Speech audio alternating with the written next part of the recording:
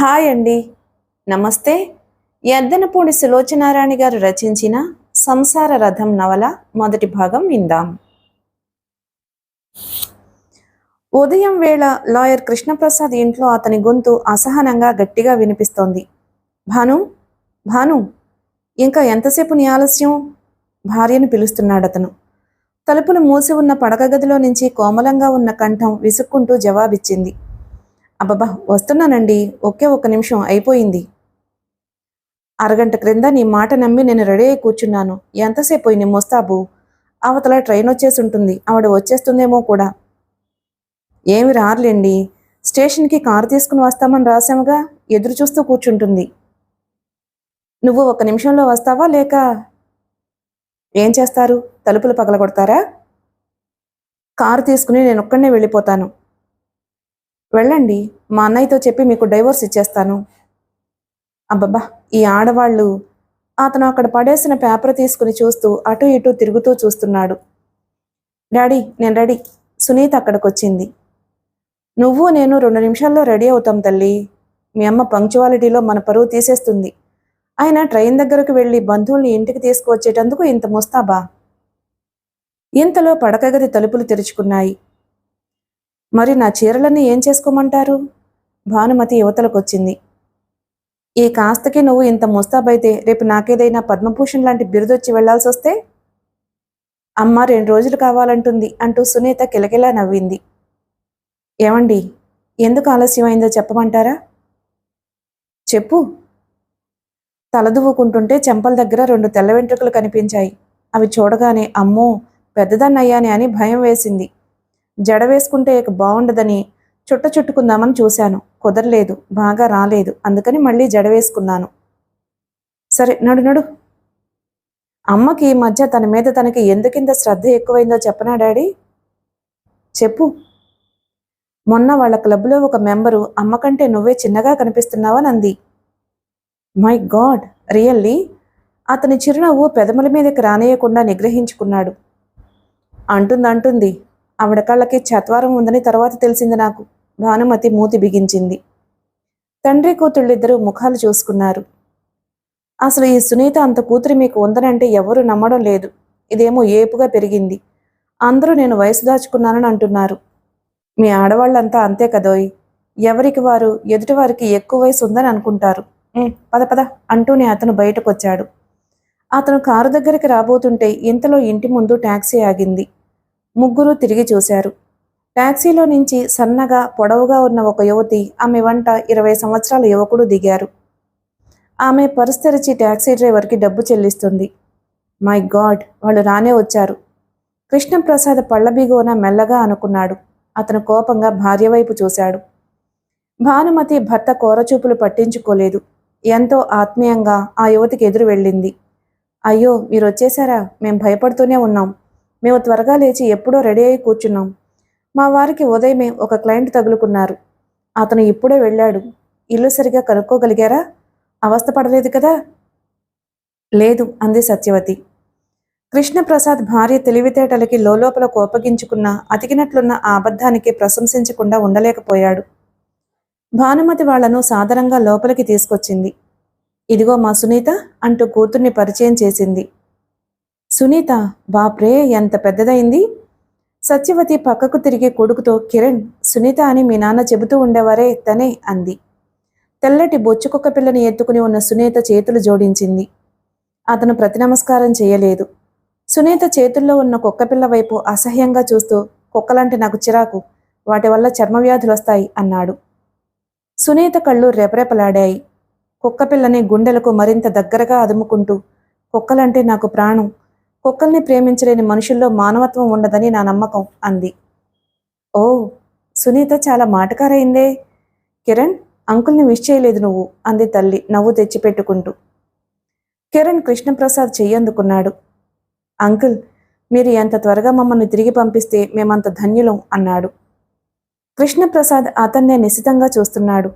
4 సంవత్సరాల క్రితం తను చూసిన కిరణ్కి ఇతనికి చాలా వ్యత్యాసం కనిపిస్తుంది. బహుశా గడ్డం మీసం రావడం కారణమేమో. లేత గొంతు బాగా మారి మాటల్లో తెచ్చిపెట్టుకున్న పెద్దరికం రావడము, ఏదైనా మార్పు స్పష్టంగా కనిపిస్తుంది. రండి లోపలికి. భాను దోవ తీసింది. సునీత కుక్కపిల్లని ఎత్తుకుని కిరణ్ వైపు చురుగ్గా చూస్తూ తన గదిలోకి వెళ్ళిపోయింది. వెంకటమ్మ, వెంకటమ్మ. భాను కూడా లోపలికి వెళ్ళింది. కిరణ్ తల్లితో పాటు అక్కడున్న సోఫాలో కూర్చోలేదు. ప్యాంటు జేబులో చేతులు పెట్టుకుని అక్కడ గోడకున్న క్యాలెండర్ని శ్రద్ధగా చూస్తూ నిలబడ్డాడు. ఆయనకి సుస్థిగా ఉండడంతో మీ ఇంటి గృహప్రవేశానికి రాలేకపోయాం. ఆయన ఎంతో బాధపడ్డారు. ఇల్లు చాలా బాగుంది. సత్యవతి ఇల్లు పరిశీలిస్తూ అంది.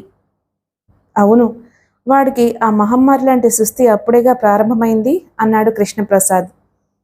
సత్యవతి కళ్ళు చెమ్మగిల్లాయి. అవునన్నట్లు తల ఊపింది.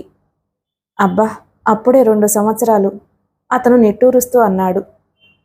నాకు ఇంకా 2 రోజులైనట్టు కూడా లేదు.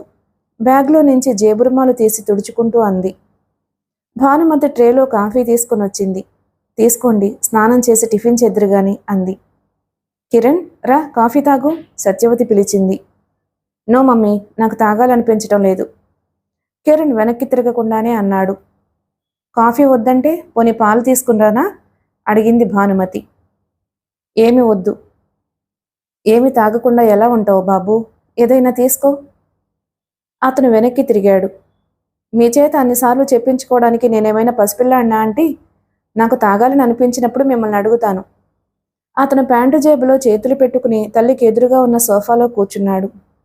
అంకుల్, మేము తిరిగి వెళ్ళడానికి సుమారు ఎన్ని రోజులు పడుతుంది? బావుంది. నువ్వు వచ్చి ఇంకా చెప్పులైనా విడవలేదు, అప్పుడే వెళ్ళిపోతానంటావు. ఇది ఆస్తి వ్యవహారం, అంత త్వరగా తెములుతుందా? అక్కడ నీకు మాత్రం ఏం రాజకార్యం ఉంది? నీ బిఏ పరీక్ష పోయిందని రాశావుగా, కాలేజీ కూడా లేదా? కాలేజీ లేకపోతే ఇక లైఫే లేదా మాకు? 24న క్రికెట్ మ్యాచ్ ఉంది. నేను టికెట్ కొన్నాను, తప్పనిసరిగా చూడాలి. అలాగే చూద్దువు గాని. గోవర్ధన్ గారికి కబురు చేశాను. ఆయన వచ్చిన తర్వాత మీరు ఎప్పుడు వెళ్ళొచ్చో నేను చెబుతాను. కిరణ్ చూపులు అంతలో కిటికీలోంచి బయట విరగిబీసి ఉన్న గులాబీ చెట్ల మీదకు మళ్ళాయి. గులాబీలు కొత్త వెరైటీలా ఉన్నాయి అంటూ అక్కడి నుంచి వెళ్ళిపోయాడు. సత్యవతి తాగుతున్న కాఫీ కప్పు పక్కన టేబుల్ మీద పెడుతూ, వీడు నాకు పెద్ద సమస్య అయిపోయాడు. ఆయన ఉంటే ఎలా చూసుకునేవారు, నేను ఒంటరిదాన్ని అయిపోయాను అంది. అదేమిటి సత్యవతి, మేమందరం లేమా మీకు అంది భానుమతి. అదే కాస్త బ్రతకడానికి ధైర్యం ఇస్తుంది. ఆ ఆస్తి ఏదైనా వస్తే తప్ప, లేకపోతే నాకు వాడికి తలదాచుకునే నీడ కూడా ఉండదు. భానుమతి సానుభూతిగా సత్యవతి భుజం మీద చెయ్యానించింది. నువ్వేమీ దిగులు పడకు, ఆ వ్యవహారం అంతా ఆయన చూస్తారు. ఈ 4 రోజులు హాయిగా ఉండండి ఇక్కడ అంది. ఏమిటి మమ్మీ, ఆ కిరణ్ అలా మాట్లాడతాడే? ఒకటి క్రాక్లా ఉన్నాడు. తల్లి లోపలికి వచ్చి బట్టలు మార్చుకుంటుంటే అంది సునీత. తప్పు, అలా అనకూడదు, ఆవిడ వింటే బాధపడుతుంది. భానుమతి మందలించింది. వింటే ఏమిటి? అతను అట్లా ప్రవర్తిస్తే బాధపడదా? ఈ క్రాక్ మన ఇంట్లో ఎన్నాళ్ళు ఉంటాడు? అదిగో, అలా అనకూడదని అన్నానా? భానుమతి కళ్ళారా చేసింది. సునీత గునుస్తున్నట్లుగా అంది. లేకపోతే కుక్కపిల్లని ఎత్తుకుంటే చర్మవ్యాధులు వస్తాయట, మహా తెలిసినట్లు చెబుతున్నాడు. మమ్మీ, నేను ఇప్పుడే చెబుతున్నాను, ఆ కిరణ్తో నేను చస్తే మాట్లాడను. మీ నాన్నగారి చేత పరాయి వాళ్ళ ముందు తిట్టించుకోవాలి అని ఉంటే అలాగే చెయ్యి. ఇంతలో అక్కడి ఉన్న వెంకటమ్మ అందుకుంది. నిజంగా అబ్బాయికి కాస్త పిచ్చుందేమోనమ్మా. ఇంత క్రితం నన్ను చూసి తిరుపతి వెళ్ళొచ్చారా అని అడుగుతున్నారు. కాదు నాయనా, నా మొగుడు చచ్చి 15 సంవత్సరాలైంది. నా తల అప్పటి నుంచి ఇంతే అన్నాను. వెంకటమ్మ తల తుడుముకుంటూ చెబుతుంటే సునీత పకపక నవ్వింది. భానుమతికి కూడా నవ్వొచ్చింది. ఇంతలో అక్కడికి కృష్ణప్రసాద్ వచ్చాడు. ఏమిటి నవ్వుతున్నారు? ఏం లేదండి. ఏం లేకుండా అలా నవ్వుతారా? ఇంట్లో కొత్త వాళ్ళుంటే ఏదో ఉందని అనుకోరు? కృష్ణప్రసాద్ని చూడగానే వెంకటమ్మ అక్కడి నుంచి వెళ్ళిపోయింది. సునీత కూడా కుక్కపిల్లని ఎత్తుకుని, మమ్మీ, జూలీకి స్నానం చేయిస్తాను అంటూ వెళ్ళింది. ఏమోయ్, ఈ పూట భోజనంలోకి ఏం చేయిస్తున్నావు? మడత పెట్టిన చీర బీరువాలో పెడుతున్న భానుమతి ఆశ్చర్యంగా బొగ్గను వేలుంచుకుని వెనక్కి తిరిగి చూసింది. ఏమిటా ఆశ్చర్యం? అతను దగ్గరగా వచ్చాడు. నేను కాపురానికి వచ్చిన ఇన్నేళ్లకి మీరు మొదటిసారిగా భోజనంలోకి ఏం చేస్తున్నావు అని అడుగుతుంటేను. అది కాదు, వాళ్ళకి మెడ్రాస్ భోజనం అలవాటు, కారం చాలా తక్కువ తింటారు. మీ వెంకటమ్మ గుంటూరు మనిషి కదా, అందుకని ఒకసారి గుర్తు చేద్దామని. పోనీ మీరు కోర్టు మానేసి వంటలో నాకు సాయం చేస్తారా? నువ్వు ఉద్యోగం చేసే భార్యవైతే హాయిగా నేను ఆ పనే చేసేవాణ్ణి. ఈ మాట ఇదివరకు ఎన్నోసార్లు చెప్పానుగా. అతను బీరువాలో నుంచి ఏదో తీసుకుంటున్నట్లుగా చెయ్యి చాచి భార్య భుజాల చుట్టూ చెయ్యి వేశాడు. తగ్గు స్వరంలో, ఇంత క్రితం ఆకుపచ్చ రంగు చీర కట్టుకున్నావే, అబ్బా అప్పుడు నిన్ను చూస్తే. ఆగండి ఆగండి, సునీత రాగలదు. ఈ సత్యవతి ఉన్న 4 రోజులు మనం దూరం దూరం, ఒట్టి స్నేహితులం మాత్రమే. అతని ఛాతీ మీద చెయ్యి వేసి వెనక్కి తోసింది. అబ్బా, లంకణాలు నేను తట్టుకోగలనా? అప్పుడప్పుడు అలాంటి లంకణాలు చాలా ఆరోగ్యం రండి. మరీ నన్ను కొంగుకు ముడివేసుకున్నావు కదా. పోనీ విప్పుకుని పారిపోండి, నేను వద్దన్నానా? నిన్ను చూస్తుంటే ఇప్పుడు కొత్తగా పరిచయం అయ్యి ప్రేమించుకుని పెళ్లి చేసుకోవాలి అనిపిస్తుందోయ్. అలాగే చేయండి. నేను 1 ఏడాది మా అన్నయ్య దగ్గర ఉంటాను. మీకు బస్ స్టాపుల్లోనో ఏ సినిమా హాల్స్ దగ్గర కనిపిస్తూ ఉంటాను. మీరు మా ఇంటికి ఫోన్ చేయండి, నాకు ఉత్తరాలు రాయండి. భానుమతి హఠాత్తుగా అతని దగ్గరకొచ్చి అతని గుండెల మీద తలానించుకుంది. నేను ఎంత అదృష్టవంతురాలను, సత్యవతిని చూస్తేనే గాని నాకు అర్థం కాలేదు. అదేమిటి? అవునండి, పాపం సత్యవతిని చూడండి. నా వయసు, భర్త పోయాడు, డబ్బు లేదు, చేతికెదిగిన కుర్రాడు, అండగా నిలబడేది పోయి సమస్యగా తయారయ్యాడు. తన జీవితంలో అన్ని సమస్యలే తప్ప ఆనందం ఏముంది చెప్పండి? అలాంటి కారు చీకట్లో ఉన్న జీవితం ఒంటరిగా భరించడం ఎంత కష్టం. నువ్విలా మాట్లాడుతుంటే నేను కోర్టుకు వెళ్ళలేను. వెళ్ళండి. భానుమతి దూరంగా జరిగింది. ఆ టీచర్ పని చేస్తున్న విజయలక్ష్మి సంగతి ఏమైందండి? విడాకులు ఇచ్చేశారా? ఇద్దరికి నచ్చచెప్పి రాజీ కుదిర్చాను. మంచి పని చేశారు. మీరెప్పుడూ అసలు విడాకుల కేసు తీసుకోకండి, అర్థింపుగా అంది. అతను నవ్వాడు. నీ మాట వింటే నేను ఇంకా ప్రాక్టీస్ చేసినట్లే. విడాకుల కేసులు వద్దంటావు, ఖూనీ కేసులు అసలే పనికిరావంటావు, ఆస్తి వ్యవహారాలు ఉసులు తగులుతాయి అంటావు, పోట్లాట కేసులు మనకొద్దంటావు. ఇక నేను చూసే కేసులు ఏమున్నాయి? నాకదేం తెలీదండి. మీ మూలంగా ఎవరికి అన్యాయం జరగకూడదని నా ఆశ. వాళ్ళు ఎవరైనా మిమ్మల్ని తిట్టుకుంటే అవి మన సంసారానికి తగులుతాయేమో అని నా భయం. అతను వాచి చూసుకున్నాడు. నాకు టైం అయింది. వెళ్ళండి, క్షేమంగా వెళ్ళి లాభంగా రండి. ఈరోజు త్వరగా వచ్చేస్తానన్నారుగా. నా కోసం చూడకండి, మీరు భోజనం చేయండి. అలాగే. భోజనంలోకి కూరల్లో కాస్త కారం. అతను వెళ్ళబోయి ఆగాడు. మీ ప్రాణ స్నేహితుడి భార్యకి ఎలాంటి లోటు రానియకుండా చూసే బాధ్యత నాది, సరేనా? మీరు నిశ్చింతగా వెళ్ళిరండి. అది కాదోయ్, తను చాలా బాధలో ఉంది, అందుకని. మీ మంచి మనసు నాకు అర్థమైందిలేండి. నేను మీకంటే ఇంకా మంచిదాన్ని, సరేనా? వెళ్ళిరండి. కృష్ణప్రసాద్ భార్య దగ్గరకు రాబోయాడు. అదిగో మళ్ళీ మర్చిపోయారు. సారీ, గుర్తు తెచ్చుకున్నానులే. అతను నవ్వుతూ వెళ్ళిపోయాడు. గోవర్ధనం గారు భోజనం చేసి వక్కనములతో తీరుబడిగా వచ్చారు. ఆయన పండు వృద్ధుడు. తేటగా ఉన్న ఆయన ముఖం చూస్తే ఆయన మనసు మంచిదని ఇట్టే తెలుస్తుంది. ఎంత శ్రమైనా పరోపకారం అంటే ఆయనకి ఎక్కడలేని ఓపిక వస్తుంది. కొడుకులు కోడళ్ళు మీకెందుకు, మీరు ఓ పక్కన కూర్చుని కృష్ణారామ అనుకోండి అని ఎంత కసురుకున్నా విసుక్కున్నా లక్ష్య పెట్టకుండా ఎవరికైనా తన వల్ల ఏదైనా సహాయం కావాలంటే చేస్తూ ఉంటాడు. ఆయన కృష్ణప్రసాద్కి వరుసకి బాబాయ్ అవుతాడు. గోవర్ధనం గారంటే భానుమతికి గౌరవం, అభిమానం కూడా. ఇంట్లో ఏదైనా పిండి వంట చేస్తే ఆయనకి పంపకుండా ఉండదు. నువ్వు ఆయనకి చాలా లంచాలు పెట్టి మంచి చేసుకుంటున్నావు, అందుకే ఎవరన్నా లేని అభిమానం నువ్వంటే ఉంది అంటూ కృష్ణప్రసాద్ భార్యను ఏడిపిస్తూ ఉంటాడు. గోవర్ధనం గారు లోపలికొచ్చి అమ్మాయి భాను అని కేకవేయగానే భానుమతి యువతలకొచ్చింది. ఆయన్ని చూడగానే, రండి మావయ్య గారు, ఏమిటింత ఆలస్యం చేశారు? మీకోసం చూచి చూసి మీ అబ్బాయి కోర్టుకు వెళ్ళారు, రండి కూర్చోండి అంటూ ఆయన్ని మర్యాద చేసింది. నాకు ఒక్క పనిటే అమ్మా, ఎవరెవరో వస్తూనే ఉంటారు. ఇంతకీ ఎవరు చుట్టాలొచ్చారట? ఆయన ఆరాగా చూశాడు. ప్రకాశం అని మీ అబ్బాయి స్నేహితుడు లేడు, అతని భార్య కొడుకు వచ్చారు. ఏ ప్రకాశం? మీ రఘురామయ్య కొడుకు ప్రకాశం అండి. ఓహో, వాడా? వాడి భార్య కొడుకు వచ్చారా? వాళ్ళ ఆస్తి వ్యవహారాలు తెగలేదా ఏమిటి? లేదు, ఆ పని మీదనే వచ్చిందావిడ. పాపం, ప్రకాశం పోయి కూడా 2 ఏళ్ళు అవుతుందేమో కదూ? అవునండి, అతను పోయిన తర్వాత వాళ్ళిద్దరూ చాలా ఇబ్బంది పడుతున్నారు. అవునట, కృష్ణుడు అప్పుడు ఒకసారి చెప్పాళ్లే. ఇంతకీ రఘురామయ్య ఏమంటాడట? ఇష్టం వచ్చింది చేసుకోమంటున్నాడట. ఆస్తిలో చిల్లి గవ్వ ఇవ్వడట. కొడుకు పోట్లాడి వెళ్ళాడని ఆయనకి మంట. ఏమిటో ఈ మనుషులు, చచ్చిపోయిన తర్వాత కూడా సాధింపులెందుకో. మీ అబ్బాయి కూడా అదే అంటున్నారు. అతను పోయాడు, వాళ్ళు చాలా ఇబ్బందుల్లో ఉన్నారు. కనీసం మనవడి ముఖమైనా చూడమంటారు ఆయన. ఆయన అదేం వినకుండా దూకుడుగా మాట్లాడుతున్నాడు. మీ అబ్బాయి మిమ్మల్ని మధ్యవర్తిగా పెట్టి కోర్టులో వ్యవహారాల వరకు వెళ్లకుండా చూడాలని ఆలోచిస్తున్నారు. ఆ రఘురామయ్య చాలా కోపిష్టి మనిషి బాను. మన మాట అసలు వినిపించుకోడు. మీరట్లా అనకండి.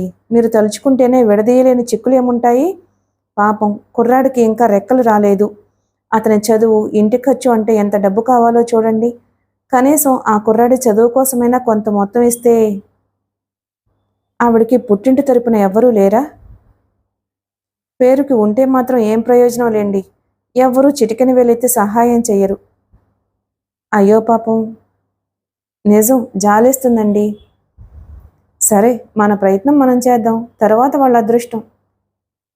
అంతేలేండి, మనకు చేతనైన సాయం మనం చేసిన తర్వాత ఆ మాట ఎలాగూ అనుకోక తప్పదు. ఉండండి, ఆవిడ్ని పిలుచుకొస్తాను అంటూ భాను లోపలికి వెళ్ళింది. సత్యవతి, గోవర్ధనం గారు వచ్చారురా అని పిలిచింది. కిరణ్ అక్కడ మంచం మీద పడుకుని పుస్తకం తిరిగేస్తున్నాడు. సత్యవతి భానుమతి వెంట వస్తుంటే వెనకగా అతను కూడా వచ్చాడు. ఏమేనండి సత్యవతి? భానుమతి పరిచయం చేసింది. సత్యవతి నమస్కరించింది. సత్యవతికి దాదాపుగా భానుమతి వయసే ఉంటుంది. పాపం, ఎంతో జీవితం వయసు ముందుండగా దేవుడు నుదుట కుంకుమని తుడిచేశాడు. గోవర్ధనం గారు సానుభూతిగా చూశారు. తాతగారు, గోవర్ధనం గారంటే మీరేనా? కిరణ్ ఆరితేరిన వాడిలా వచ్చి ఆయన పలకరించి పక్క కుర్చీలో కూర్చున్నాడు. అవును, నీ పేరేమిటి అన్నారాయన. కిరణ్ కుమార్. మీ పేరు భలేగా ఉందండి. గోవర్ధనం గారంటే మీకు పెద్ద పిలక, ముఖాన నామాలు, మెడలో తులసిపూసలు ఉంటాయనుకున్నాను సుమా. కిరణ్ తల్లి మందలింపుగా చూసింది. గోవర్ధనం గారు ఆ మాటకి ఇబ్బంది పడలేదు, పెద్దగా నవ్వారు. కిరణ్ ఆయన పళ్ల వైపు పరీక్షగా చూశాడు. హరే, మీరింత ముసలివారు, మీ పళ్ళన్నీ ఉన్నాయి, కట్టుడు పళ్ళ అవి? ఆయన ఇంకా నవ్వారు. లాగి చూస్తావా, భలే కుర్రాడివి నువ్వు అంటూ నవ్వుతూనే అతని వీపు మీద ఒక్క చరుపు చరిచారు. కిరణ్ వీపు అదిరిపోయింది, ముఖం వెలవెలబోయింది. తాతగారంటే ఏమిటో తెలిసిందా ఇప్పుడు? భానుమతి నవ్వాపుకుంటూ అంది.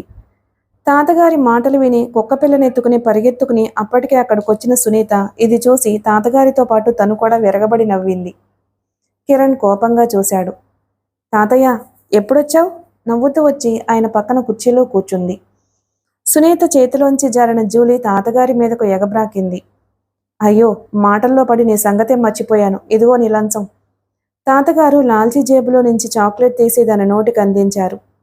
అది తిన్న జూలీ వెనక కాళ్ల మీద నిలబడి ఒక కాలు చాచి ఆయన చేతి మీద పెట్టింది. థ్యాంక్స్ చెబుతున్నావా? నో మెన్షన్ ప్లీజ్ అన్నారాయన. జూలీ నేల మీద కాళ్ళానగానే కిరణ్ దగ్గరకు వెళ్ళింది. చిబా, దగ్గరకొచ్చి వాసన చూడబోతున్న దాని మూతి మీద ఈడ్చి తన్నాడు కిరణ్. అది కుయ్యమని అరిచి వెనక్కి వెళ్ళింది. అప్పటికే సునీత కుర్చీలోంచి మెరుపులా వచ్చి దాన్ని ఎత్తుకుని గుండెలు కొదముకుంది. అంతటితో ఆగలేదు. యూ ఇడియట్ అంటూ కిరణ్ వైపు వెళ్ళి అతని మీదకు చెయ్యెత్తింది. సునీ, భానుమతి అరిచింది. చప్పున వచ్చి సునీత చెయ్యి పట్టి వెనక్కి లాగకపోతే కిరణ్ చెంప మీద ఆ చెయ్యి చెళ్ళున వాలేదే. చూడు మమ్మీ, ఈ రాస్కెల్ నా కుక్కని ఎలా తన్నాడో. సునీత కళ్లల్లో నీళ్లు గిర్రను తిరిగాయి. సునీ, ముందు నువ్వు లోపలికి వెళ్ళిపో. భానుమతి కళ్ళెర్ర చేసి చూసింది. నేను వెళ్ళను. అతన్ని జూలీకి క్షమాపణ చెప్పమను.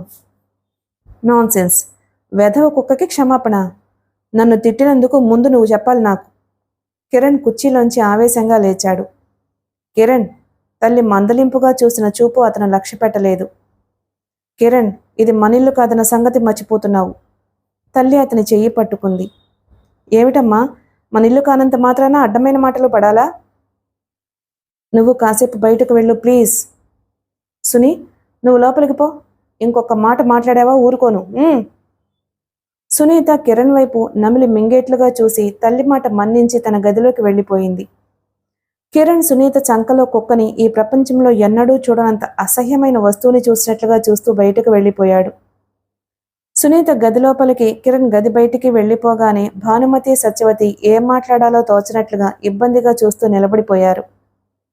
అబ్బబ్బా, ఇప్పటి పిల్లలు ఒట్టి కోడిపుంజులు. కారణం లేకుండానే కాలు దువ్వుతూ ఉంటారు. తాతగారు నెత్తి మీద ఉన్న 2 పరకల జుట్టుని సరిచేసుకుంటూ అన్నారు. నువ్వు నువ్వేమీ అనుకోకు సత్యవతి. దాని కుక్కపిల్లని ఏదైనా అంటే సునీత ఊరుకోదు అంది భానుమతి. ఇందులో సునీత తప్పేమీ లేదు. అంతా వాడిదే పొరపాటు. నేను చెప్పలేదు? కిరణ్ ఒట్టి ఆకతాయిగా తయారయ్యాడు. ఇదంతా నా దురదృష్టం. సత్యవతి యొక్క ఏడుపు ఆపుకోలేనట్లు అక్కడున్న కుర్చీలో కూలబడి ముఖాన చేతులు కప్పుకుంది. ఇంతలో కృష్ణప్రసాద్ లోపలికొచ్చాడు. ఏమిటది? ఏమైంది? ఏడుస్తున్న సత్యవతిని చూడగానే కంగారుగా అన్నాడు. సత్యవతి అతని మాట వినగానే చప్పున కళ్ళు తుడుచుకుని ముక్కు ఎగబీల్చి లేచి అక్కడి నుంచి లోపలికి వెళ్ళిపోయింది. కృష్ణప్రసాద్ భార్య వైపు చూశాడు. అతనికి ఎప్పటిలా ఆ ముఖంలో కళ్లతోనే చెప్పే జవాబు దొరకలేదు. భానుమతి సరిగ్గా భర్త వైపు చూడలేదు. లోపలికి వెళ్ళిపోయింది. వచ్చావా కృష్ణ? నువ్వు త్వరగా వస్తావంటేనూ కూర్చున్నాను. ఏమైంది బాబాయ్? ఏం లేదురా, పిల్లలేదో అనుకున్నారు. ఆ సత్యవతి కొడుకు చాలా కోపిష్టిలా ఉన్నాడు. అసలేమైంది? ఏం లేదంటున్నానా? సరే ఇది చెప్పు. నన్ను ఎందుకు రమ్మనమని కబురు చేశావు? ఆ రఘురామయ్య గారితో మాట్లాడాలి. ఇంతవరకు మాటలు అయ్యాయి కదరా. ఇప్పుడు మళ్ళీ కొత్తగా మాట్లాడేదేముంది? కొత్తగా ఉంది బాబాయ్. మర్యాదగా ప్రకాశానికి రావాల్సిన వాటా ఆస్తిలో నుంచి ఇస్తాడో ఇవ్వడో కనుక్కో. ఇవ్వనని ఇదివరకే చెప్పాడు కదరా. ఇంకొకసారి మళ్ళీ అడుగు. ఇవ్వనంటే కిరణ్ తరపున నేను దావా వేస్తున్నానని చెప్పు. ఏమిట్రా నీ మాటలు? అవును, ప్రకాశం నా స్నేహితుడు. వాడు చచ్చిపోయాడు. వాడి భార్య కొడుకు ఏ ఆధారం లేకుండా నానా ఇబ్బందులు పడుతూ ఉపవాసాలు చేస్తుంటే నేను ఊరుకోలేను. ఎప్పటికైనా ఆయనకి మంచిగా మన మాట వినిపించాలనే నా తాపత్రయం. ఆయన విననంటే మనం ఏం చేయదలుచుకున్నామో కూడా చెప్పాలి కదా. గోవర్ధనం గారు తలపంకించారు. నిజమేననుకో, కానీ రఘురమయ్య గారితో తగ్గదా అంటే నువ్వు ఇంకోసారి బాగా ఆలోచించుకోవడం మంచిదేమో. బాగానే ఆలోచించాను బాబాయ్. సరే, సాయంత్రం వెళ్ళి మాట్లాడతాను. నువ్వు గట్టిగా మా ఉద్దేశం చెప్పేయి. అలాగే. కృష్ణప్రసాద్ గోవర్ధనం గారిని పంపేసి లోపలికొచ్చాడు. ఏమిటి? అసలు ఏం జరిగింది? ఆవిడ నిన్నొచ్చేసరికి ఎందుకలా ఏడుస్తుంది? సునీత కిరణ్ని ఏమంది? ఆదుర్దాగా అడిగాడు. భానుమతికి భర్త దగ్గర ఏ విషయమైనా దాచడం అలవాటు లేదు. జరిగిందంతా చెప్పేసింది. వాడికి కుక్కలంటే అసహ్యం అని చెప్పాడుగా. జూలీని అసలు ఎందుకు వాడి దగ్గరకు వెళ్ళనిచ్చింది సునీత అన్నాడు. సునీత కావాలని వదలలేదండి. దానంతట అదే వెళ్ళింది. సరే, ఇక నుంచి అలాంటివి జరగకుండా చూడు నువ్వు. చిత్తం, అలాగే. అది కాదోయ్, వాళ్ళేదో రాకరాకొచ్చారు. 4 రోజులుండి వెళ్ళిపోతారు. వాడు కొంచెం క్రాకేననుకో, మనం అది అర్థం చేసుకుని కాస్త ఓపిక పడితే సరిపోలా? అలాగేనంటున్నానుగా. నువ్వు కాస్త సునీతకి చెప్పు. మీరే పిలిచి చెప్పండి. అబ్బా, ఇలాంటివి తల్లి చెబితేనే సరిగ్గా అర్థమవుతుంది.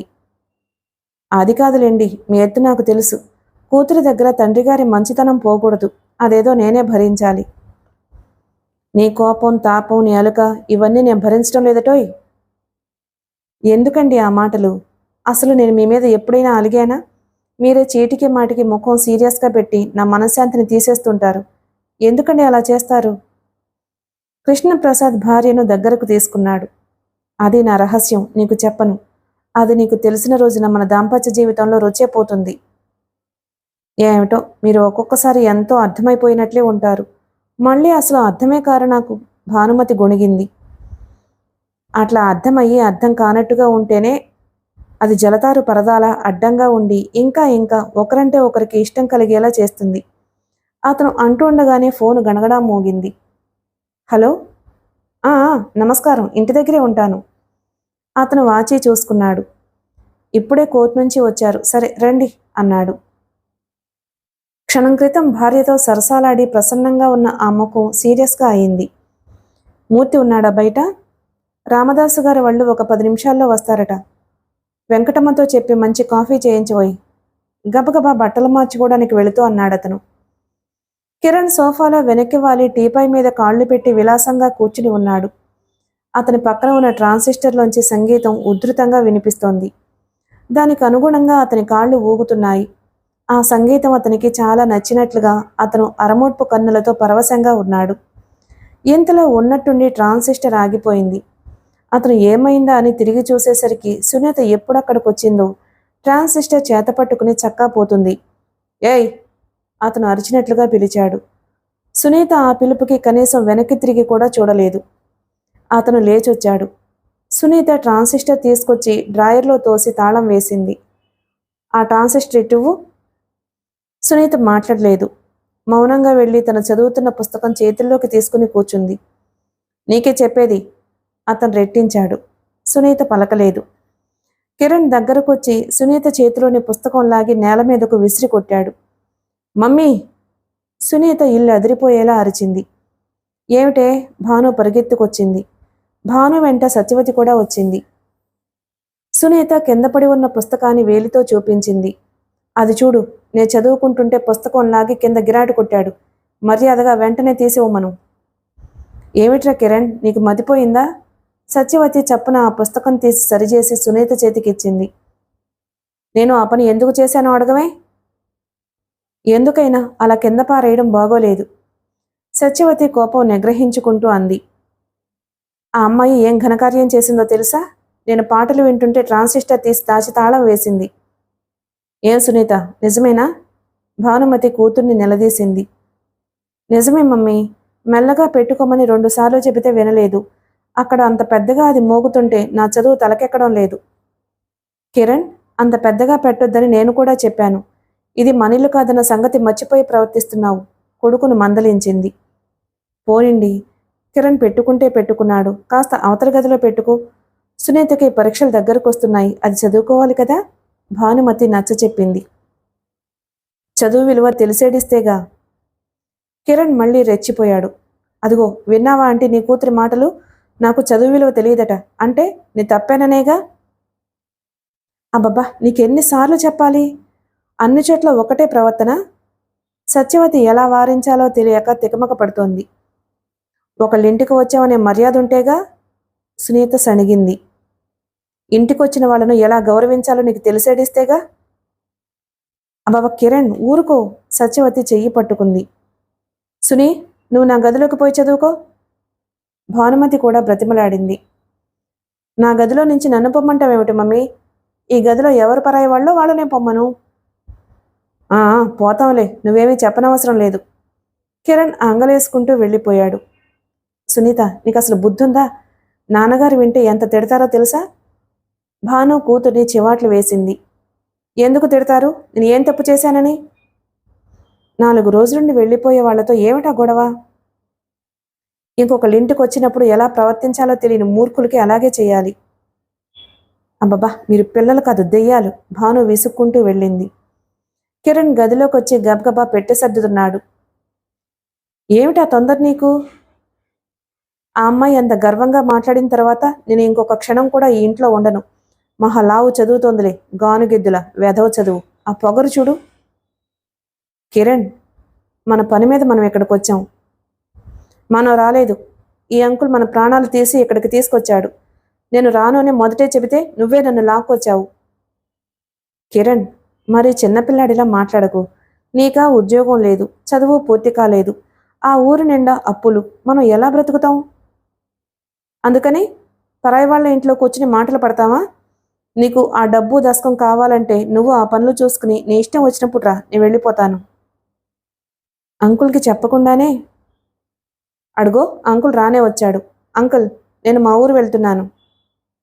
కృష్ణప్రసాద్ ఆశ్చర్యపోయాడు. ఇదేమిటి ఇంత హఠాత్తుగా ఎందుకు? నేను ఇక్కడ ఉన్న కొద్దీ మీ అమ్మాయి చదువు చెడిపోతుంది అని ఎవరన్నారు? వాడి మాటలు మీరు పట్టించుకోకండి అంది సత్యవతి. అసలేమైంది? సునీతమైన అందా? ఏమీ అనలేదు. ఉండు కిరణ్, నేను కనుక్కుంటాను. కృష్ణప్రసాద్ సరాసరి భార్య గదిలోకి వచ్చాడు. అక్కడ సునీత, భానుమతి నిలబడి ఉన్నారు.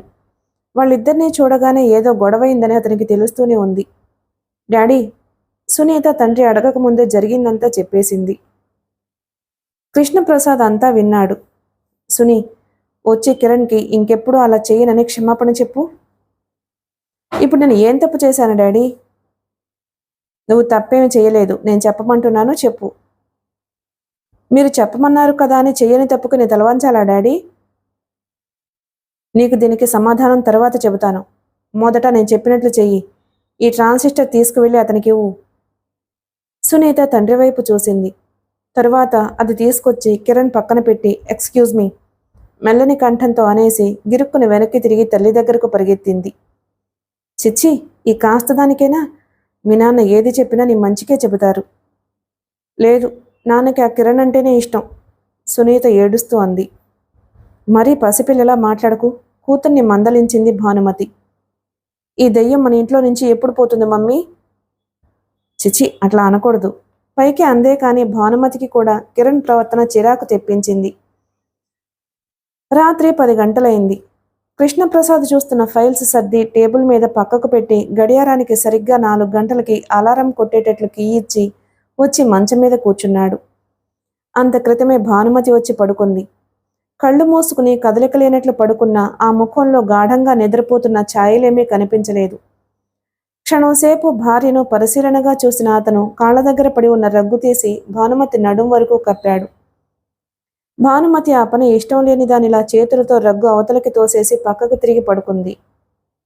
నీకు చలేస్తుందనుకున్నానోయ్, క్షమాపణగా అన్నాడు. ఒళ్ళు మండిపోతుందండి, తీవ్రంగా అంది. అతను చకితుడైనట్లు చూశాడు. ఎందుకట? ఎందుకో మీకు తెలియదన్నమాట. అంతేలేండి, మీరు ఎలాంటి చిరాకు లేకుండా ఏకాగ్రతగా ఫైల్స్ చూసుకుంటుంటే నేను అప్పుడే అనుకున్నాను. కృష్ణప్రసాద్ తను చేసిన అపరాధం ఏమిటా అని గుర్తు చేసుకోవడానికి ప్రయత్నించాడు. అతని బుర్రలో ఏదైనా కేసును గురించిన ఆలోచనలు ప్రారంభమయ్యాయంటే ఇక మరేదీ గుర్తుండదు. సాయంత్రం వచ్చిన వాళ్ళు ఖూనీ కేసులో చిక్కుకున్న వ్యక్తులు. వాళ్ళు ఎంతో నిజాయితీగా తాము నిర్దోషులమని చెబుతున్నా వాళ్ళ మాటల్లో నిజాయితీ, పాలల్లో నీళ్లలా ఎంత కల్తీ ఉందా అని అతను ఆలోచిస్తున్నాడు. వృత్తిరీత్యా అతను దగ్గరకు వచ్చిన కేసుని తీసుకోక తప్పదు. కానీ ఆ తీసుకోకముందే దాని విషయంలో తను ఎంతవరకు నెగ్గగలనని ఆలోచించి జాగ్రత్త పడడం అతనికి అలవాటు.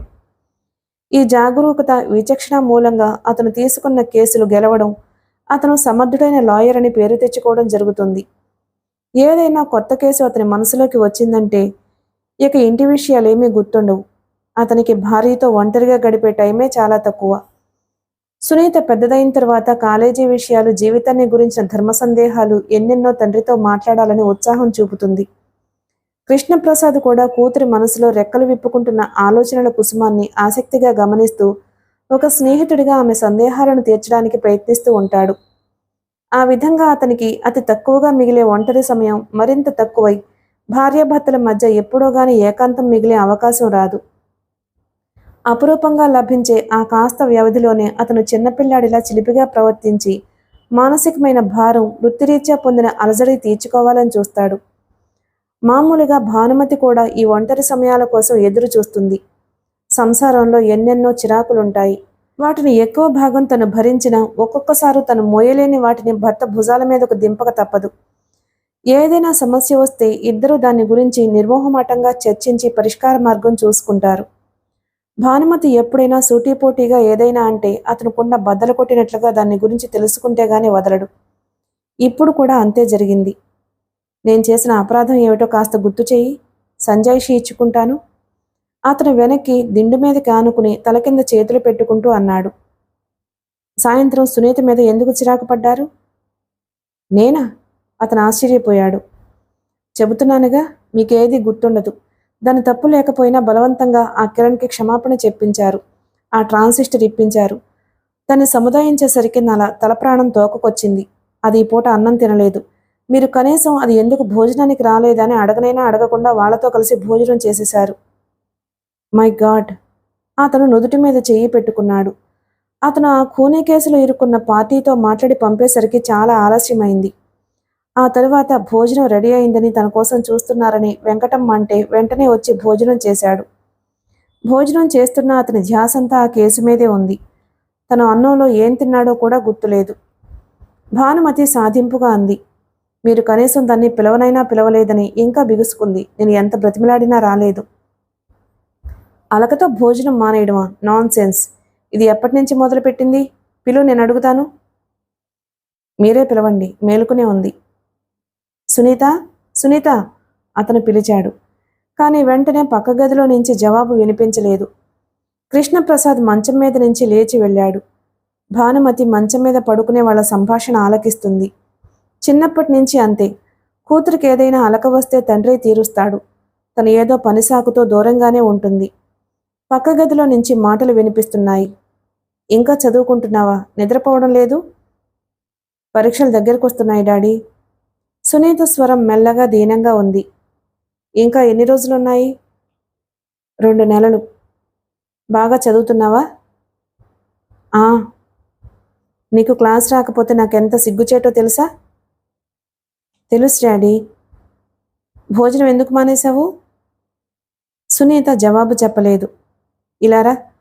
కృష్ణప్రసాద్ టేబుల్ని ఆనుకుని నిలబడ్డాడు. సునీత దగ్గరకొచ్చింది. అతను కూతురి భుజం మీద చెయ్యానించాడు. నేను నీకు ఎన్నిసార్లు చెప్పాను? జీవితంలో చాలా ధైర్యంగా ఉండడం నేర్చుకోవాలి. చిన్న చిన్న విషయాలకు మనసు నొచ్చుకోవడం, ఏదో పెద్ద అవమానం జరిగిందని కృంగిపోవడం మంచిది కాదు. అదొక మానసికమైన బలహీనత అయిపోతుంది. సాయంత్రం జరిగిన కాస్త దానికి నువ్వెందుకు బాధపడాలి? కిరణ్ మన ఇంటికొచ్చిన అతిథి కాబట్టి మనం మర్యాద చూపించడం తప్పేమీ లేదు. కిరణ్ పేరు వినగానే సునీత చిర్రుమన్నట్టు తలెత్తింది. చెయ్యని తప్పుకి క్షమాపణ చెప్పడం మర్యాద డాడీ? అబ్బబ్బా, అదిగో అదే వద్దంటున్నాను. నువ్వంత సీరియస్గా ఎందుకు తీసుకోవాలి? అతనేదో గొడవ మనిషి, మనం సర్దుకుపోయాం. నా దృష్టిలో అంతే. అదే అతనికి అలుసు.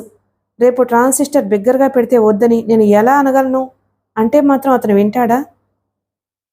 నేను చెబుతానుగా. అయినా సునీ, ఇంత చిన్న విషయాన్ని ఎంత పెద్దదిగా చేసావో చూడు. నువ్వు అన్నం తినలేదు, నిద్రపోలేదు, నన్ను నిద్రపోనీయలేదు. Sorry daddy. అతను కూతురి భుజాల చుట్టూ చెయ్యి వేశాడు. ఆప్తమిత్రుడిలా నచ్చ చెబుతున్నట్లుగా అన్నాడు. సునీ, జీవితంలో పట్టుదల, ఆవేశం ఎంత తగ్గించుకుంటే మనిషికి అంత సుఖం. వీటిని కాస్త పెంచుకున్నామా అవి ఇనుప చువ్వలై మన జీవితాన్ని పంజరంలా మార్చేస్తాయి.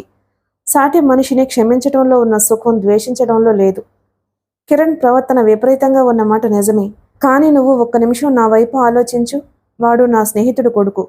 వాడిని చూస్తుంటే నాకు కిరణ్ గుర్తుకురాడు, నా స్నేహితుడే గుర్తుకొస్తాడు. అండదండలు లేకుండా అస్తవ్యస్తంగా ఉన్న ఆ కుటుంబాన్ని ఆదుకుని ఒక మార్గానికి తెస్తే నాకు చాలా హాయిగా ఉంటుంది. వాళ్ళకి ఇంత ఇబ్బంది పరిస్థితిలో సహాయపడుతున్న మనమంటే గౌరవం ఉండాలి. అది లేని బుద్ధిహీనుడనుకో, మనం ఆ అమాయకత్వానికి, అవివేకానికి నవ్వుకుని వదిలేద్దాం. ఏమంటావు? సునీత ముఖం తేటగా అయింది. పెదవుల మీదకి చిరునవ్వు వచ్చింది. తల ఎత్తి తండ్రి వైపు చూసింది. స్నేహపూరితంగా ఉన్న తండ్రి మాటలు, చూపులు చూస్తుంటే సునీతకు ఎంతో సంతోషంగా అనిపించింది. అంతవరకు ఉన్న దుఃఖం మాయమైంది. అలాగే డాడీ అంది. ప్రామిస్? అతను చెయ్యి చాచాడు. ప్రామిస్. తండ్రి చేతికి చెయ్యి అందించింది. Thank you. ఇంకో సంగతి కూడా చెబుతున్నాను. ఎప్పుడైనా నీకు కోపం వస్తే భోజనం చేసి అలక వహించాలి కానీ భోజనం మానకూడదు. అన్నం మానేస్తే నీకు నిద్ర రాదు. నిద్ర రాకపోతే నీకు నీరసం వస్తుంది. నీరసం వస్తే చదవలేవు. చదవలేకపోతే ఇంకా నీ మీద నీకే కోపం వస్తుంది. చూసావా, ఒక ఆలోచనకి మన దైనందిన జీవితానికి ఎంత లంకి ఉందో. మీ అమ్మ చూడు, ఎప్పుడైనా భోజనం మానేస్తుందా? కోపం వస్తే రోజు కంటే ఎక్కువగా తిని పోట్లాడుతుంది. నేను మీతో పోట్లాడలేనుగా డాడీ. కరెక్ట్. ఇది కూడా ఒక పాయింటే. ఈసారి నీకు కోపం వస్తే ఒక చిన్న చీటీ మీద డాడీ నాకు కోపంగా ఉంది అని రాసి నా టేబుల్ మీద పెట్టేయి. నువ్వు చూడకపోతే? అతను జుట్టు పైకి తోసుకున్నాడు. అది కూడా పాయింటే. సరే, నా కళ్ళు దేని మీద తప్పనిసరిగా వాలతాయో ఆ ప్రదేశం చూసి అక్కడుంచు. ఆ చోటేమిటో నేను చెప్పనా?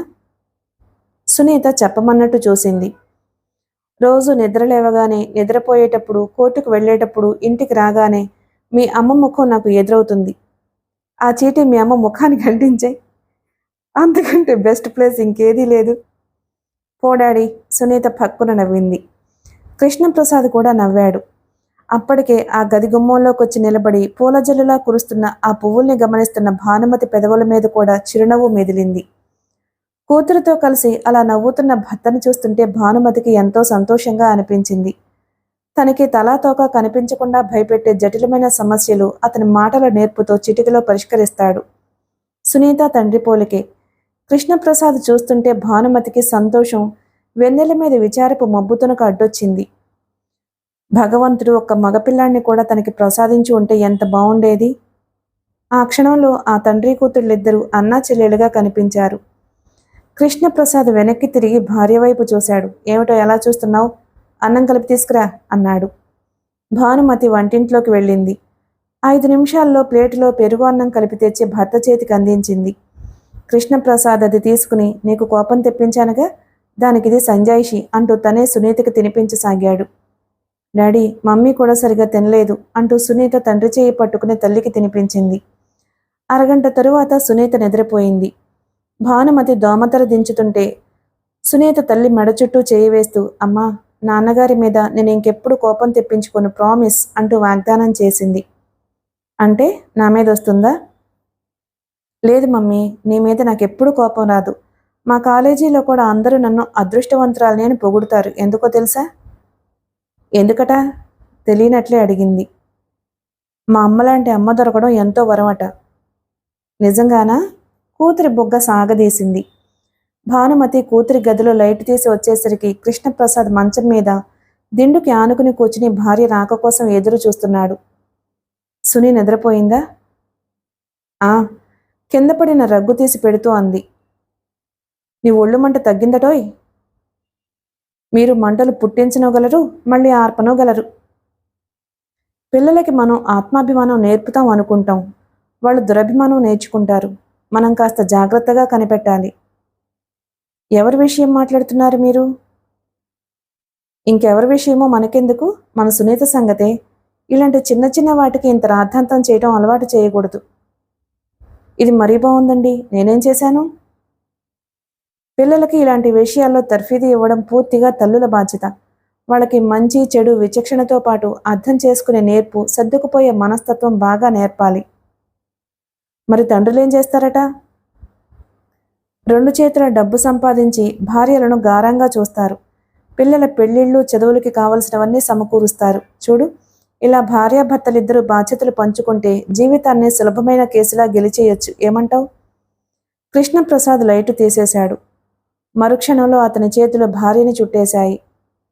వీళ్ళు మన ఇంట్లో ఇంకా ఎన్ని రోజులుంటారండి? భర్త ఛాతీ మీద తలానించుకుని అడిగింది. ఎన్ని రోజులుంటే మాత్రం నీకేం నష్టం చెప్పు? నష్టమేమీ లేదనుకోండి, కానీ కొంచెం ఇబ్బందిగా ఉందండి. ఏమిటో అది? ఆ పిల్లాడో కోడిపుంజు. సునీతకి అతనికి మొదట్లోనే బెడిసి కొట్టింది. అది నేను సరిచేస్తానుగా. చూడు భాను, నేను ఎంతమందికో ఎన్ని రకాలుగానో సహాయం చేస్తున్నాను. నా స్నేహితుడి భార్య, కొడుకు, వాళ్ళని ఆదుకోవడంలో వింతలేదుగా. ఇందులో నీకేదైనా ఇబ్బంది కలిగితే నా కోసం భరించాలి, తప్పదు. అలాగేనండి, అలాగే. ఇక ముందు ఎప్పుడూ వాళ్ళ మీద నేను ఫిర్యాదు చేయను, సరేనా? భానుమతి వాగ్దానం ఇచ్చింది. మిగిలిన కథ తరువాయి భాగంలో విందాం. Please like and subscribe my channel. Thank you.